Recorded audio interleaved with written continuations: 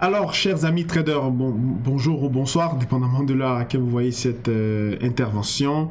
Mon nom est François Ablé, donc vous me connaissez maintenant à travers le GSTA, Global Structured Academy, qui est donc une académie en ligne basée au Canada, qui est là pour s'occuper donc des traders indépendants et tous ceux qui veulent apprendre les marchés financiers, donc les néophytes, d'accord, donc pouvoir comprendre aisément la macroéconomie appliquée au trading parce que c'est notre style ici au GSTA, d'accord.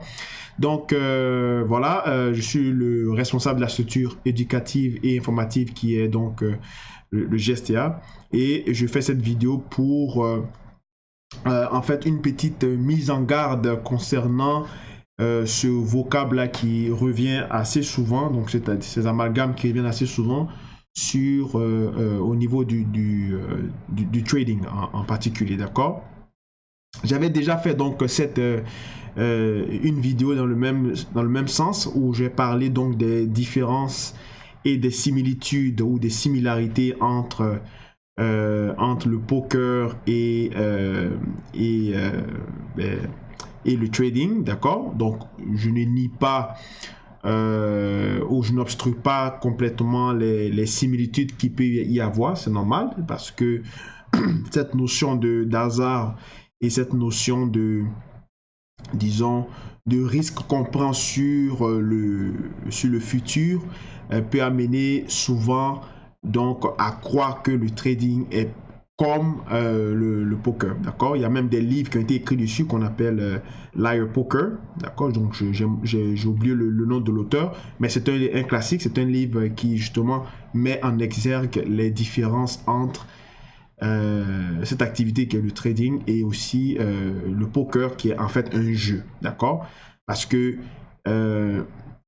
les deux sont pas pareils parce que il y a une dimension de divertissement qui encadre justement le poker, parce que le poker c'est un jeu de cartes, hein, c'est un style de jeu de cartes ou une catégorie parce qu'il y a avec les 32 cartes, on peut jouer à plusieurs jeux, dont le poker, d'accord. Donc le poker n'est pas une activité financière, ou ne peut pas être comparé à une activité financière parce que on n'a jamais vu des gens qui vont à l'université pour faire des masters ou même des doctorats et qui se convertissent en joueurs de poker professionnels, ou alors qui étudient pour devenir joueurs de poker.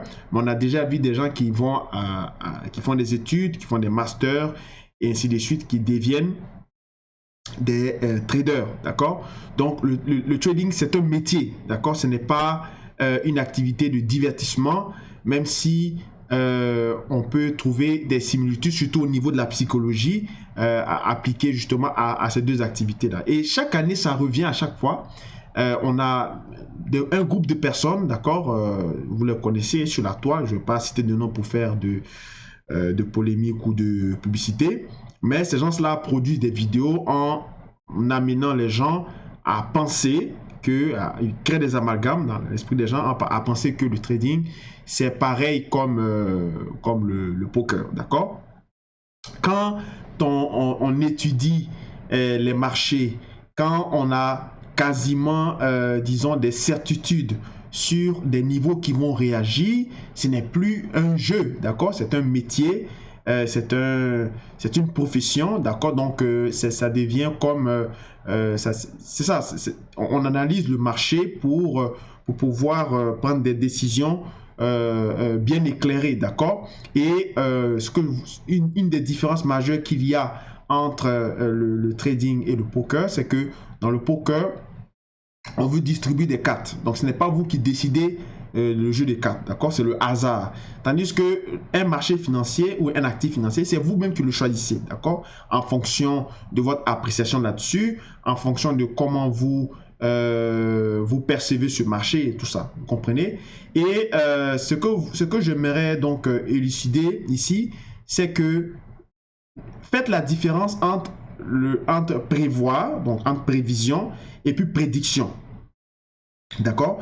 La prévision, c'est un ensemble de techniques, d'accord, qu'on utilise, des techniques mathématiques, des techniques, on va dire, c'est un ensemble d'artifices en fait qu'on utilise pour pouvoir étudier on va dire, un événement probable, d'accord, une opportunité probable, ou bien pour pouvoir étudier l'évolution future de quelque chose. Donc ça c'est de la prévision. Par exemple, on peut parler de prévision météorologique. On peut dire il se pourrait que demain, avec tel pourcent de probabilité qu'il pleuve, d'accord. Donc encore une fois ici, il y a une dimension, d'accord, circonstancielle.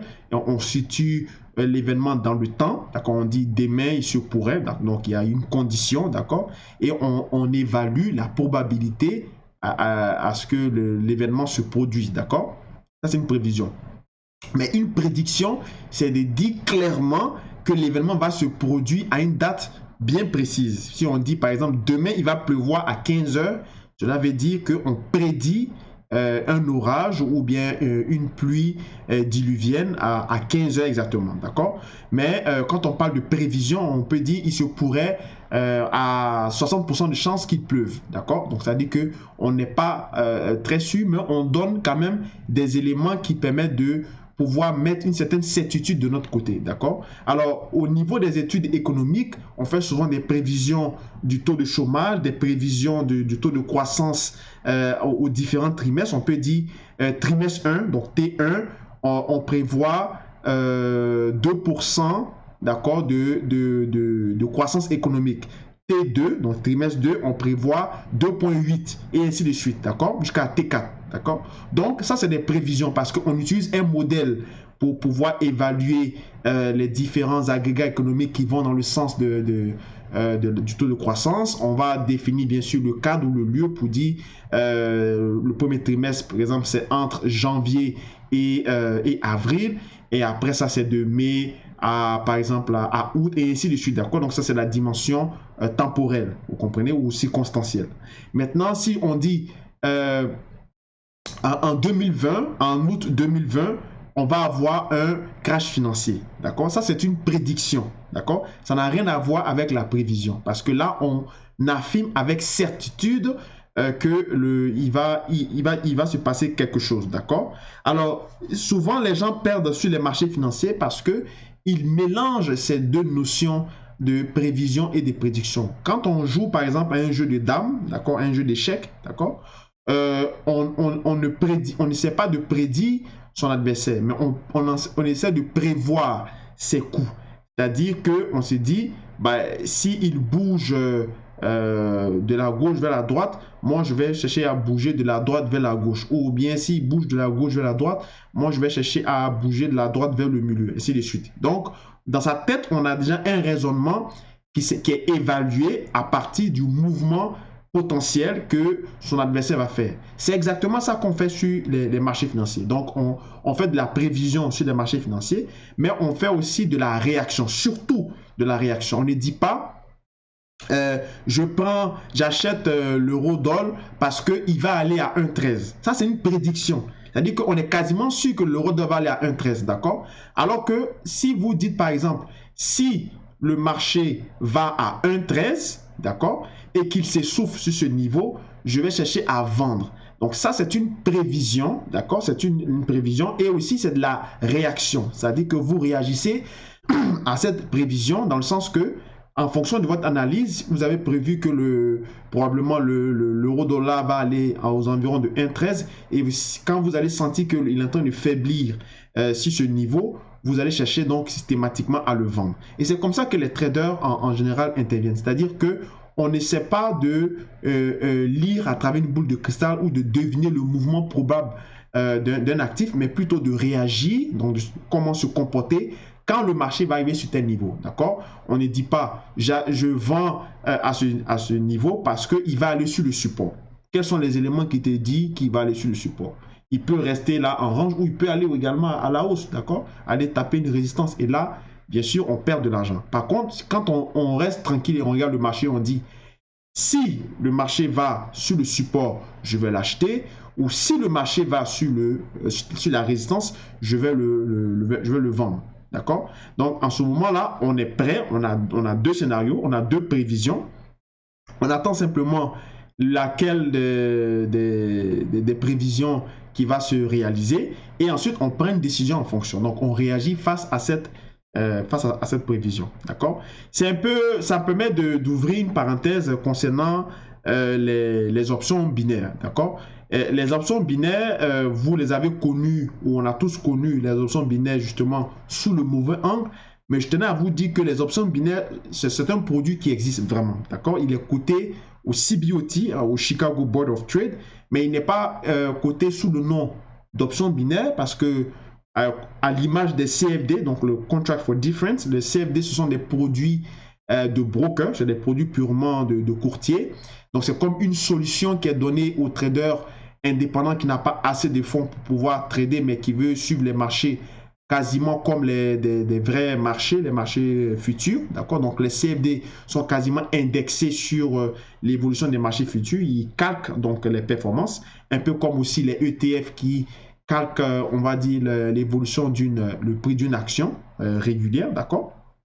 Donc, les options binaires calquent le type d'option qu'on appelle le vanilla option. D'accord? Donc, vanilla options, ce sont des produits dérivés très avancés qui sont utilisés en général par les gestionnaires de fonds pour faire de la couverture, pour faire de la stratégie directionnelle ou bien la stratégie en termes de forte volatilité, mais dans un temps donné. Parce que quand on achète un vanilla option, une option de vanille, je ne sais pas pourquoi ils appellent ça vanilla option, mais c'est un type d'option, d'accord, qui est vraiment d'acheter ou de vendre, d'accord, où le détenteur il a le droit d'exercer un prix à l'achat ou à la vente, d'accord, mais il n'a pas l'obligation. D'accord, il n'a pas l'obligation, il peut le conserver comme il veut et il doit déterminer le temps, d'accord, il doit déterminer le temps le temps auquel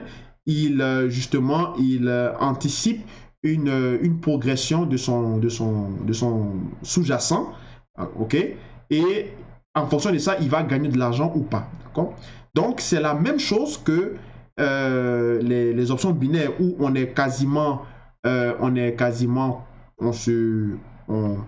on va dire, on deal avec le broker parce que, comme je vous l'ai dit, les options binaires, c'est un produit de broker, d'accord? Et tu dois prédire, donc, tu dois faire une prédiction que l'actif ou le sous-jacent va aller à tel niveau. En plus, tu dois dire également dans quel temps. Donc, tu combats le marché, tu combats le broker.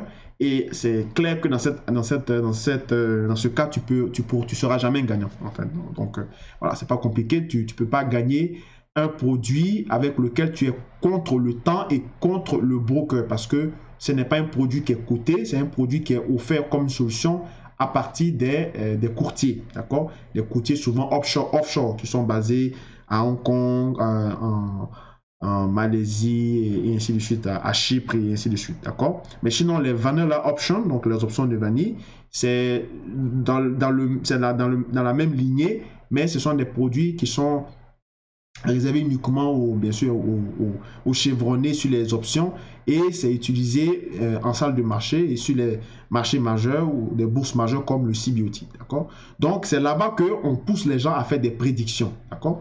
Mais quand on travaille sur les marchés comme les contrats futurs ou bien les marchés comme les ETF et ainsi de suite, ou même les CFD, seulement quand vous perdez sur les CFD, c'est parce que vous faites bien sûr de la prédiction, d'accord? Mais si vous faites de la prévision, vous attendez que le marché justement, ou surtout de la réaction, parce que quand on fait une analyse technique ou une analyse fondamentale, on fait souvent de la prévision, d'accord? On utilise des outils pour étudier l'évolution future d'un actif, mais quand on fait de la réaction, on attend tout simplement, on est patient pour voir à quel niveau le marché va se situer et en fonction de ça, on prend une décision, d'accord? Généralement, si vous travaillez comme ça, vous allez souvent plus gagner que perdre, d'accord? Parce que vous regardez justement comment est-ce que le marché se comporte avant de pouvoir prendre une décision. Mais si vous voulez prédire un marché ou vous voulez anticiper en pensant que vous savez tout, c'est là qu'en général, on a des histoires d'horreur malheureusement qui se passent, d'accord? Donc, c'était pour dire aux uns aux autres, à tous ceux qui nous suivent, faites attention au vocable qui est utilisé. C'est pas la première fois que je vous le dis. Le trading, ce n'est pas du poker, d'accord? Quand un anglophone dit I bet on you, d'accord? Donc, bet, donc B-E-T, ce n'est pas dans le sens qu'il parie sur toi. C'est dans le sens qu'il a tellement confiance en toi qu'il est capable justement on va dire, c'est une expression qu'on utilise couramment dans le milieu anglo-saxon pour dire que j'ai vraiment confiance en toi, je me confie à toi et en toi je vois, voilà, c'est un gage de confiance. Donc comme on dit, I bet on you ou bien you bet, c'est un peu pour dire que j'ai confiance en toi, d'accord? Donc ce n'est pas dans le sens que je prends un pari et puis je mise sur toi, tu es le meilleur cheval et avec toi on va gagner. Si vous raisonnez comme ça sur les marchés financiers, moi je vous donne pas plus d'un mois et votre compte sera en fumée parce que comme je vous ai dit, sur les marchés il n'y a pas que des traders comme vous, il y a aussi des algorithmes et ils sont ils suivent des modèles, des lois souvent physiques, des modèles de prévision ultra sophistiqués qui sont appliqués justement à la finance et tout est mécanique, tout est technique, d'accord? C'est déjà inclus dans le cours. Donc si vous prenez l'habitude de pouvoir prédire l'évolution des marchés, c'est comme si vous êtes en train de combattre des modèles, d'accord? Des modèles qui sont éprouvés et qui fonctionnent. Et là, ça veut dire que bon, vous défiez quasiment certaines lois statistiques et il y a de très fortes chances que justement vous perdez de l'argent. D'accord? Donc faites attention à ce côté-là. Le trading, ce n'est pas un jeu. D'accord? Ce n'est pas le poker, ce n'est pas des pronostics, paris sportifs et machin chouette. C'est vraiment un métier où on apprend vraiment, on étudie les marchés, on fait également des prévisions, des scénarios, et puis on réagit en fonction de cela, où est-ce que le marché est supposément se dirige, d'accord? Merci encore d'avoir suivi cette petite intervention. On se retrouve plus tard pour d'autres émissions. C'était donc François Ablé du GZA Canada. Merci encore. Au revoir.